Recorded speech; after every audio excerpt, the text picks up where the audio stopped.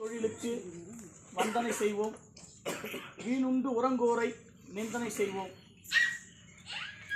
விவசாயம் இல்லை என்றால் வீதிதோறும் பட்டினி சாவுகள் தான் இருக்கும். விவசாயம் உள்ளன்போடு செய்யவில்லை என்றால் உலகத்தில் எத்தனை உயிர்கள், மனித உயிர் மட்டுமல்ல,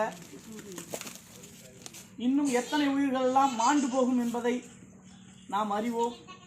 அத்தகைய விவசாயிகளை நாம் பெருமைப்படுத்துவது, அவர்கள் பணியை ஊக்குவிப்பது கடமைக்காக அல்ல, அது நம்முடைய உரிமை.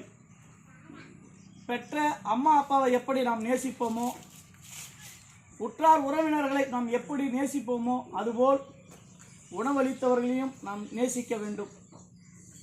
திருமண நிகழ்வுக்கு இல்லைன்னா சுப நிகழ்ச்சிக்கு சென்றால் உணவளிப்பது நம்முடைய வழக்கம். இல்லை, அவங்களால முடிஞ்ச ஏதாவது ஒரு உணவு நிச்சயமாக செய்வாங்க. நம்மளுடைய எதிரியாக கூட இருப்பான், அவனுக்கு போய் நம்மளோட அழைப்புதல் கொடுத்துருப்போம். நமக்கு வந்து ஒரு 1000 ரூபாய் 500 ரூபாயை வந்து வரிசை வைப்பார். ஆனால் நம்மளை திட்டினே தான் வரிசை வச்சுட்டு போவார். இவர் பெரிய ஆள், இவன் எவ்வளோ செஞ்சான் தெரியுமா எனக்கு அப்படின்னு திட்டிட்டு போவார். ஆனால் நம்ம 500 ரூபா வச்சுட்டோம்ல, சும்மா போகக்கூடாதா, அங்கே போய் எதாவது சாப்பிட்டு தான் போகணும் சொல்லிட்டு நிச்சயமாக போய் சாப்பிடுவார். அதுதான் சொல்லுவாங்களே, மனசு வாழ்த்தல்னா கூட, உள்ளம் வாழ்த்தல்னா கூட, அவன் சாப்பிட்டான சாப்பாடு, அந்த சாப்பாடு செரிமானம் ஆகிற வரைக்கும் அந்த உணவு போட்டவங்கள நிச்சயமாக வாழ்த்தும். உள்ளம் வாழ்த்தல்னாலும் தன்னுடைய உடம்பு வாழ்த்தும் சொல்வது தான் அந்த உணவை பெருமையாக சொல்வார்கள். அப்படியாப்பட்ட உணவு சிறப்பை சொல்லிக்கினே போகலாம். ஐயா நெல் ஜெயராம் ஐயா சொல்கிறதோடையா நம்ம சொல்லிட போகிறோம், நம்மாழ்வார் ஐயா சொல்கிறதோடையா நம்ம சொல்லிட போகிறோம். இந்த விவசாயத்தை பற்றி, இதோடைய பெருமையை பற்றி, அது எப்படி அழிஞ்சு போயிருக்குன்றதை நம்மளால் சொல்லப்படும். இன்றைக்கி எல்லா பகுதிகளிலும் ஃப்ளாட் போட ஆரம்பிச்சிட்டாங்க. நம்ம வில்லியனூர்லேருந்து பாகூர் வரைக்கும் போகிறோம்னா நெடுக்க 2 பக்கமும் பார்த்தோன்னா வெறும் நெற்பயிராக தான் இருக்கும்.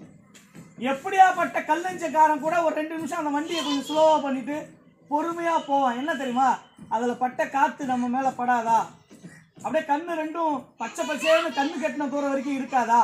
அவன் எவ்வளோ பெரிய நயவஞ்சகனாக இருந்தாலும் சரி, ஆனால் அந்த இடத்துல போய் நிற்கும் பொழுது அவனை குழந்தையாக மாற்றும். அதுதான் இயற்கையோடைய வல்லமை.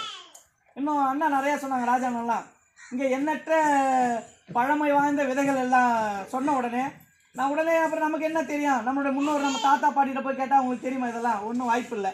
உடனே கூகுளை தேட வேண்டியதாக இருக்குது.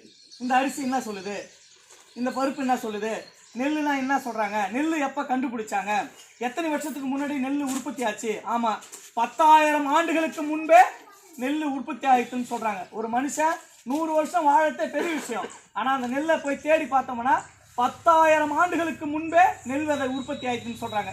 சரிப்பா, எத்தனை வகை நெல் இருக்குது போய் தேடி பார்ப்போம் அப்படின்னு போனால் நம்மளுடைய இந்தியாவில் மட்டும் கிட்டத்தட்ட 360 வகையான நெல் வகைகள் இருக்குது. அவ்வளவு அரிசி வகைகள் இருக்குன்னு தேடும் போது அப்பான்னு நினைக்க வேண்டியதாக இருக்குது.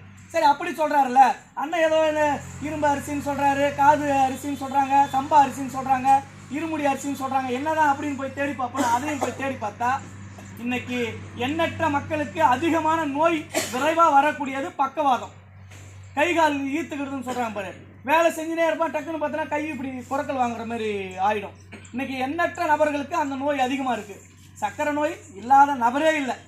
பிறந்த குழந்தைக்கு கூட சர்க்கரை நோய் இருக்குன்னு சொல்கிறான். இப்போ இதெல்லாம் எப்படிப்பா நம்ம முன்னோர்கள் சரிப்படுத்தினாங்கன்னா, இதுபோல் வல்லமை மிக்க, ஆளுமை மிக்க, உடலுக்கு சத்து தரக்கூடிய, மிக மிக ஆரோக்கியமிக்க ராஜாக்கெல்லாம் சொல்கிறாங்களே, ராஜா காலத்தில் என்னன்னு சொன்னாங்களே, அவங்க இந்த ராஜாலாம் எப்படா ரொம்ப வீரியமாக ஒரு 50 பேரை எதிர்த்து சண்டை போடுறான், ஒரு 100 பேரை எப்படா எடுத்து கத்தி சுற்றுறான், சிலம்பு சுற்றுறான், ஆரோக்கியமாக இருந்தான்னு பார்த்தோம்னா இது போன்ற தானியங்களை சாப்பிட்டதுனால தான், இது போன்ற நெல்லில் சாப்பிட்டதுனால தான் அவ்வளோ திறமையாக இருந்துக்கிறான், அவ்வளோ ஆளுமையாக இருந்துக்கிறான், நூற்றுக்கணக்கான ஆண்டுகள் அவனால் உயிர் வாழ முடிஞ்சிருக்கு அப்படின்னு தேட வேண்டிய போது நமக்கு தெரியுது.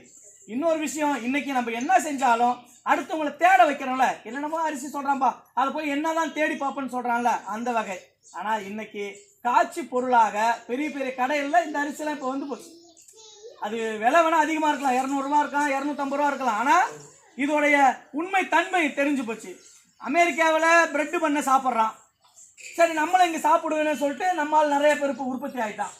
ஜப்பானில் அங்க லூடன்ஸ் சாப்பிட்றான். அந்த ஊர்ல விளையாது, அதனால அவன் நெல் சாப்பிடல, லூடன்ஸ் சாப்பிட்றான். ஆனா நம்மால் என்ன செய்யறான், இன்னைக்கு இரவு முழுவதும் நைட்டு ஒரு 7 மணி ஆயிடுச்சுன்னா 11 மணி வரைக்கும் கிட்டத்தட்ட எல்லாருமே பார்த்தோன்னா லூடன்ஸ் போடு, ஃப்ரைட் ரைஸ் போடு, இப்படி உணவு பழக்க வழக்கங்கள் மாறிக்கொண்டே இருக்கிறது. அந்த நாட்டில் இல்லாத அவன் சாப்பிட்றான். 2 பிரெட்டையும் ஒரு கறி துண்டையும் சாப்பிட்டா அவனுடைய பசி தீர்ந்து போகும். ஆனா நமக்கு அப்படி கிடையாது. கடுமையான உழைக்கக்கூடியவர்கள், ரத்தத்தை வேர்வையாக சிந்தக்கூடியவர்கள், காலையில போய் ஒரு கம்பெனியில வேலை செஞ்சாலும் சரி, எங்கேயோ ஒரு ஓட்டுநராக இருந்தாலும் சரி, விவசாயம் செய்வதா இருந்தாலும் சரி, காலையில இருந்து மாலை வரை உழைக்கக்கூடிய மக்களாக நம்ம இருக்கிறோம்னா நம்மளுடைய பசியை எது ஆத்துனா சோறு தான் ஆத்தும். சோறு சாப்பிட்டா சுகர் வராது. இப்போ எந்த டாக்டரை போய் கேளுங்களா, நீ என்னம்மா சாப்பிட்ற, நான் 3 வேளையும் சோறு சாப்பிட்றேன் ஐயா. ஐயோ அதனால தான் உனக்கு சுகர் 150 இருக்குது. அவனுக்கு அறிவோடு தான் பேசுறானா இல்லை அறிவு இல்லாத பேசுறானே தெரியல. என் தாத்தா 3 வேளையும் சோறு தான் சாப்பிட்டான், எந்த சுகரும் இல்லை. எங்க அப்பா 3 வேளையும் சோறு தான் சாப்பிட்டாரு, எந்த சுகரும் இல்லை. இவர் மட்டும் என்ன சோறு சாப்பிடாத, காலையில சப்பாத்தி சாப்பிட்றியா, மதியம் கொஞ்சோண்டு சோறு சாப்பிட்றியா, நைட்டு பிரெட் சாப்பிட்றியா, மறுபடியும் சப்பாத்தி சாப்பிட்றியான்னு என்னுடைய பாரம்பரிய உணவு வகைகளை அழிப்பதற்கு இதுவும் ஒரு வகையான காரணமா இருக்கு. சோறு சாப்பிட்றதுனால தான் உனக்கு சுகர் வருதுன்னு சொல்றேன்னா அதை விட முட்டாள்தனம் எதுவும் இல்லை. அப்படியாப்பட்ட இந்த மண்ணின் பூர்வீகத்தை பாதுகாக்கக்கூடிய, இந்த மண்ணின் பெருமைகளை எடுத்து சொல்லக்கூடிய நிகழ்வாக இந்த நிகழ்வுகள் நடந்து கொண்டிருக்கிறது. ராஜா என்பவர் ஒரு தனி மனிதன் அல்ல, இந்த தேசத்திற்கு நாளைய தலைமுறையை நல்வழிப்படுத்தக்கூடிய மனிதனாக திகழக்கூடியவர். ராஜா என்பவர் ஏதோ பிறந்தோம் இறந்தோம் என்று எல்லோரையும் போல வாழ்ந்து விட்டு இறந்து போக நினைப்பவர் அல்ல. யாரையாரெல்லாம் எங்கெங்கெல்லாம் புறக்கணிக்கப்படுகிறார்களோ அவர்களெல்லாம்